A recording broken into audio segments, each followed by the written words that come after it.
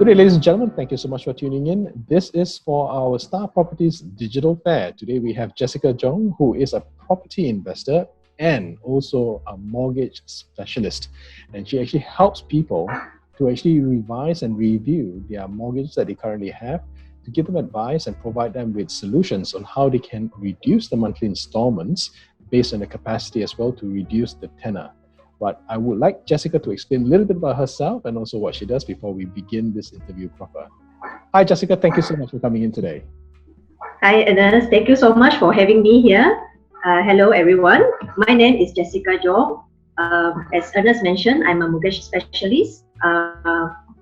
What I specialize on is to help people to optimize their money and to restructure on their mortgage repayment, so they can pay off their mortgage as fast as possible and save maximum on the interest payable to the bank. So basically, this is what I do. That sounds like an excellent value proposition, Jessica. But I wanted to take you back a little bit before you even get a mortgage. Can we start with the first property that you had or that you purchased? Can I bring you to a point in time? Can I ask you, you look very, very young, but can I ask you roughly what age and were you when you bought your first property? And how long were you working before you got your first property? Initially, when I bought my first property, I bought it for my own stay. So before that, I have no idea what is property investment all about. So my intention to purchase a property is for my own stay. So I bought that, I think, way back in the year 2009. Yeah. How long were you working already? Did you have to save a long time for that initial deposit? Initial deposit, because I have been saving. I've been working, and I'm a saver. So I actually save a substantial amount for my down payment. But still, I only pay down 10%. The remaining 90% I get loan from bank. So presumably, Jessica, just to for the convenience and also for the information for our viewers today, so just to repeat, you actually saved, you made your deposit, but you still took a 90% loan. So presumably you went for the maximum tenor as well, 35 years or up to 65 years old, whichever one comes first? No, because at that time, my intention is I want to pay off my mortgage as soon as possible. So I opt for 10 years of tenure.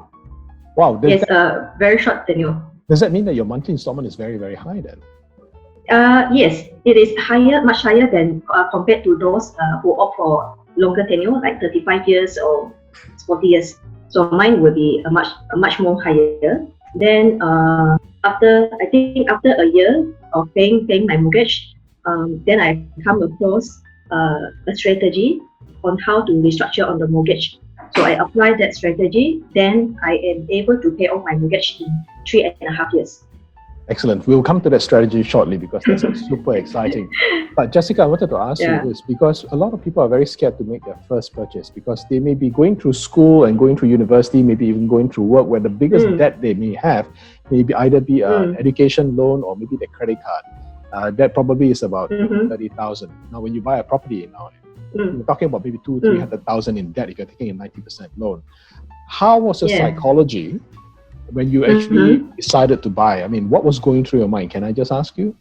I think that's the urgency of buying during then, because I was renting during that time. So I think that that's the time for me to own my own property. So I just go straight, check out the properties that is available in the market. Then I just make my booking and pay for the deposit. Were there any fears or doubts in your mind? You know, if 10 years is definitely. Yes. How did you rationalize in your mind? You know, it's a 10-year loan or a 35-year loan for others. I mean, this is a very long-term investment, so to speak. Yeah, but I think at that time, I already prepared for making that monthly installment. So I already know what kind of property value that my target is. So I will zoom in specifically on the property price that I want, and of course the type of property that is available that suits to me lah. So after that, I make arrangement with the agent for the property viewing and all that. Wow, so preparation is the main key You've got to be prepared. You Yes. cannot just walk into it saying, okay, I feel good today, I buy, fine, I'll just sign something. This takes a lot of Yeah, planning. no. How long Yeah, did it take yeah, for yeah. you? How long did it take for you to plan your target, your price range, your budget? How long did it take for you to plan? That time because there is an urgency of getting of moving out as soon as possible. So that takes me about 2-3 months. Wow. But I have been 2-3 months. But I have been viewing properties almost all the weekends and checking all the properties that is available on the website. This is over the 3 months, Yeah. or even before the 3 months? Yes. In the 3 months, within that 3 months. Okay. And just to ask you, your friends around your age at the time when you decided to buy, were they already buying properties, or you were a bit ahead of everybody else? Or were you, your peers, your classmates or your schoolmates, were they also buying property? My peers Or are you one of the first? I think I am the first few to buy. Wow. So did your friends tell you, why are you buying so fast? Don't you think it's dangerous to buy? It's such a big debt. Did you get that kind of pushback from your friends? No, not really. Okay. Very good. Yeah. Then you're very supportive friends. That's very good. Yes. Now, Jessica, I wanted to get into the meat of this discussion, which is basically about loan tenor, and it will lead up towards the strategy that you mentioned about, which I think is going to be of extreme value to all our listeners today. Now, Jessica, I know that you mentioned just now that you took 10-year loans, or the loan that you took for the first property, you went for 10 years. Now, can I ask you, why did you take 10 years instead of the 35? Would it be better to take the 35 and basically overpay and finish it in 10 years? Or why did you start just with the 10 years and stuck with it? Can I just ask you that? Okay. I think, like I mentioned, I'm very clear on my objective that I want to pay off my mortgage as fast as possible, especially for the property that I use for my own stay, because I'm not getting any rental income. So there's no point for me to pay more interest to the bank. If there is a way for me to save my money, save the interest payable to the bank, I will do so. And why 10 years? Because I work out on the 10 years, the money installments, how much money installment that I need to pay over the period of 10 years. So I am quite comfortable within that money installment. So that is why I informed the agent that I would like to go for 10 years. If someone wants to go for a longer period, say maybe 30 years, because the monthly installment over 30 years or 35 years is going to be lower than your 10 years, what would your thoughts be? Should you consider even a longer tenor, or would you always advocate for a shorter period? Okay, generally the term of the property loan is 35 years, or until the loan borrowers reach 70 years old, whichever is earlier. You mean how long they want to determine how long on the tenure, right? So to decide on this loan tenure, one have to consider on their age and also their capability to pay for the monthly installment. So basically, right? Because you do not. It's the age and repayment capability. Yes, because you do not want to default on your payment. Can I ask you, what would your advice be in terms of someone wanting to take a loan right now? Before they even go for the loan, what should they be asking themselves first? How old they are, and also what can afford monthly? Is it not so much in terms of how much money I can bring to the table so I can reduce my loan amount, or put as much cash as possible, or maximize the loan altogether for the tenor? What would your advice be? Of course, there are many other areas that you need to consider, but these two are the key areas that one should consider before they decide. Now, after you've actually bought your home that you're staying, or for your own stay already, presumably the 10 years has moved on or finished already, so now you're in full control of this property. Will you refinance your present property that is now fully paid up already? Or would you use it for some other asset investment class? Or would you just leave it because the strategy is there? Yes, for now, because I've already fully paid out my properties, right? And of course, I'm still scouting for the good property or any other investment. So if let's say there is an opportunity arise, yes, I may remortgage on my property, because there is a lot of equity inside on my house, so I can do that. I see. So it's compared to those, Sorry, I cut you off halfway. So I just wanted to go back. What you said just now was that when you finish paying off early, your property actually has a lot of equity that you can tap on. Basically, that provides you with an additional ability to finance out, if you are saying that, right? That's what home equity means. Yeah. Yes, yes. Yeah. Yeah. Other than compared to others which they are still paying minimal installment, and when challenging time like currently COVID-19, if let's say they are really facing financial challenges, right, there is no other area for them to cash out money. Yeah. So they have a higher risk. Right. Okay. Mm-hmm. Can I ask you, as a personal choice, do you go for cashback deals or do you look at deals that actually offer a lot of cashback? Just out of curiosity. Offer a lot of cashback. I think it depends. If let's say it is really a good property, a really good property that developer offer, the property is not overpriced, but the developer is offering a cashback. Yeah, I think it is worth to go for it lah. Yeah, but if let's say the property is this much, but the developer they overpriced the property so that you can get the cash out from the loan, I think that is not wise of doing so. Okay, because bear in mind, every loan that you take, you still need to pay back, pay to the bank. Now move towards your loan strategy. Are all banks offering the same kind of mortgages, or is there special packages that you'll be looking at? Now that if you could actually look at mortgage packages, what would you be looking at in terms of the criteria that you would decide as a good to decide on a good mortgage package? In the market, right? Banks actually offer a different housing loan packages, but generally falls into three categories. They are term loan, semi-flexi, and flexi loan, right? And this is a general categories. But of course, when you compare banks to banks, they have a different packages again. So we really have to sit down, check through what is the offering that they offer. Okay, but naturally, when people take a loan, right, they will always want to have a lowest possible interest. Am I right? Absolutely right. Cheapest. Yes, cheapest. Yeah. Lowest possible interest. Because every small difference in the percentage can mean thousands of ringgit save when you're working with a large loan amount. Okay. And normally I will use a fintech like property like iProperty home loan care to make a comparison. Okay, it's an online tool then that can help to calculate on the home loan eligibility. So it will list down all the banks that is available for my loan. Okay, for my loan. So I will check through on that. Okay. Other than that, checking on the lowest interest rate, it is also very, very important for people to actually review through on the when they receive the letter offer, right, they have to read through all the fine prints in the terms and conditions. So this is very, very crucial. I think most of the time people just neglect, they just ignore. Okay, when they get the letter offer, right, they just happily sign. Okay, they just happily sign. Yeah. I think it's also because the bankers always say standard. These are all standard. Every bank also same standard. No.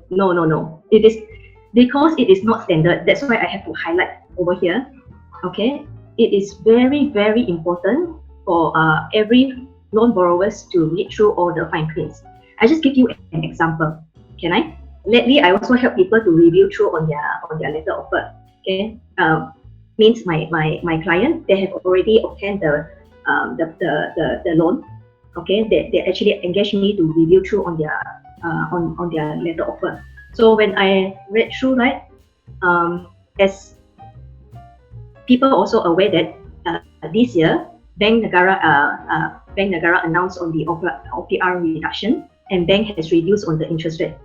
So up to now, interest rate has been reduced by 1% compared to last year. All right. But however, this client of mine, right, he does not enjoy this. Although his loan is a flexi loan, it's a full flexi loan.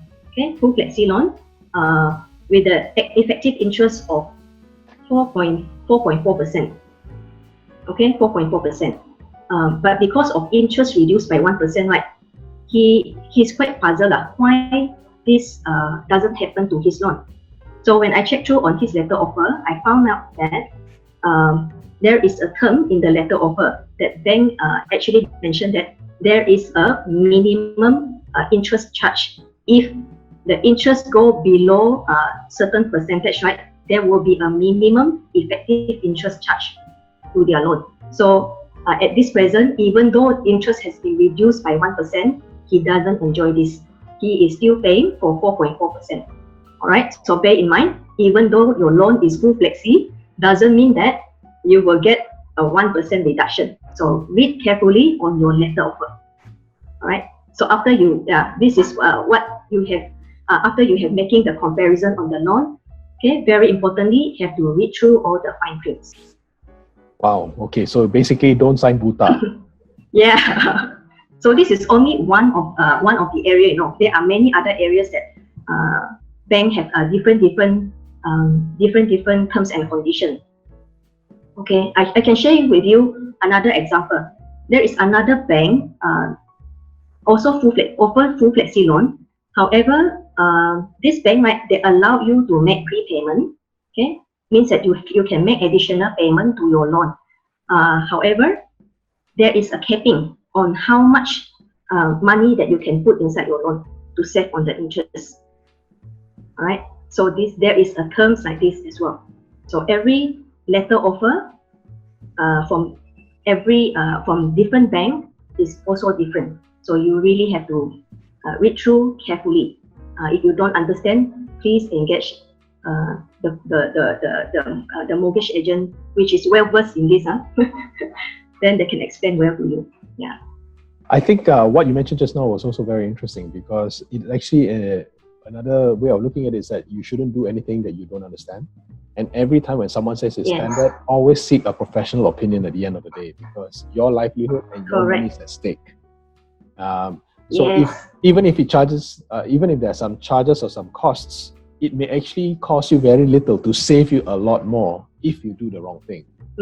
Correct? Yes. Yep. Absolutely. Brilliant. Can I just ask you, with regard to now property purchases and in buying property, in light of these economic challenges that we currently are facing, and in light of some of the things that we're currently seeing because of COVID, on a personal front, Jessica, are you yourself looking at acquiring right now, or are you saying, no, this is the time I don't do anything right now? I think this is a time that every challenges, right? There is always an opportunity. So I'm still look out for a good property to buy, or a good investment to buy. Excellent. Now, Jessica, thank you so much for sharing with us this one. But I just want to touch base. Would you consider using your EPF to actually buy, or you're not going to touch your EPF, or is EPF actually part of the things that you would touch on right now to buy? At this time, I don't touch on my EPF. Right, because I still have savings in some other areas, and EPF actually they do offer us averagely 6% per year. And compared to some people they withdraw money from their EPF and put a lump sum into their loan. But the loan right now is about effective interest rate is only 3.4%, or even last year is 4.4%. Is still low compared to the EPF, the dividend that they offer. Okay, so basically what you're saying is that keep it in a higher performing vehicle, and basically tie your cost of your loans down. I also understand, Jessica, that you actually help people who need such advice. You also have a service that actually helps people to look and review their loan portfolio, particularly mortgages, to see whether you help them save more money. Can I just ask you, is it difficult to actually start that conversation with you, or what would someone need to have to begin that conversation with you to say, what would they need before they come and see you? Basically, people can just call me or message me or email to me. Okay, then after that, I will guide them from there. Yeah. Do they need to prepare anything beforehand, before they even call you? Yes. Of course, I will ask for their letter offer, their bank letter offer, and the statement, so that I can help them to review. Yeah. So it's quite simple, ladies and gentlemen. So it's not rocket science. This is not something that needs you to have an A1A for your Ad Maths or your Modern Maths. This is actually very simple if you know how to do it, but leave it to the professionals because these are the people who actually live with it day in, day out in order for them to help you with the information. And it saves you the time. It saves you from making expensive and costly mistakes. Last question, Jessica, before you go. I know that you're not from Peninsular Malaysia. I know you're actually from East Malaysia. Can I just ask you, would you also consider investing into East Malaysia, or do you think that West Malaysia and East Malaysia both offer different and unique investment opportunities? This is my personal view, okay, nothing to do with other people. My personal view, I will still stick with my investment in West Malaysia. Reason being is very simple. I'm here, I'm staying here, so it's easy for me to look after my properties. Okay, and then secondly, for East Malaysia, especially the city that I'm coming from, Kuching, all right, because there are certain restrictions. Okay, there are certain restrictions, like the title. Okay, this is a leasehold. So most of the property over there, the lease is only up to 60 years. So yeah, I wouldn't consider to go for such a short lease of that property. So my game plan is always invest in West Malaysia. A sub question: when you say invest in West Malaysia, are you looking outside Klang Valley as well? At this present, I also have properties in Johor. And obviously, Jessica, I know that you're probably also looking at this as a long-term thing. On a private note, I'm just assuming in my hallucination that you are doing property investment, which is very different from what you're doing on a day job because you're looking at retirement planning, child education, and legacy planning as well. Can I just ask you with regard to your child planning, your education planning, and your legacy planning, how big is this investment going to be for that investment, for that use later on? Are you intending to convert everything, or are you intending to provide it as an asset for the next generation to take care of? Okay, I just give you an example. How I actually save for my education fund, right? I actually invest in property. Okay, example, I bought a property worth 1 million. Okay, 1 million at this current price.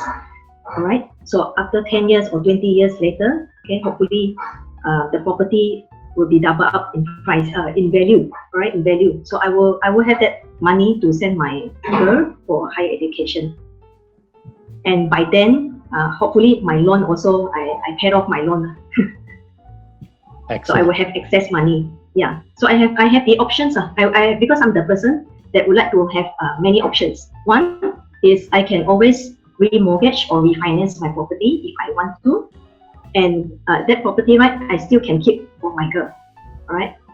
While I use the cash out money to send her for to pay for her higher education. But this property I can still retain for her. All right. So this is one of the options. Or number two, if I really need the money, right, I can sell it off. Then sell it off. Part of the money, I will give it to her as a education fund. The rest, I will enjoy my retirement. Well, use it for my retirement. Yeah. Very good planning, Jessica. And this one, obviously, ladies and gentlemen, does not start with today you do, tomorrow you get. As you can hear what Jessica is saying, 10 years, 20 years. This is a long-term plan, but this needs to start as soon as possible. Jessica, I know that I keep asking you the last questions, but I'm so curious to ask you. At this age, if you could go back in time before you bought your first property, what would you advise yourself at that point in time? What would you say? Would you tell yourself anything different, or what strategy would you tell your younger self? If I have the opportunity, right, I think I will buy a lot of properties back then. Yeah. So do not be afraid of investing. All right. So over a period of time, you will see that you will actually harvest harvest whatever that you own. Yeah. Excellent. With that, thank you so much, Jessica. Thank you so much for spending your time with us today and sharing with us your thoughts on property investment, and also how to reduce your monthly installment with information and knowledge. Now, ladies and gentlemen, I just wanted to say this before we log off. Now, anybody who actually wants to approach Jessica to get her to give some consultation, no worries. Just mention the Jessica Star Property and you stand a chance to win something really unique. So just mention the Jessica Star Property and we will definitely get in touch with you if it all goes through with Jessica. All right, ladies and gents? With that, thank you so much again, ladies and gentlemen, for tuning in. And Jessica, all the very best in your investment processes. Take care.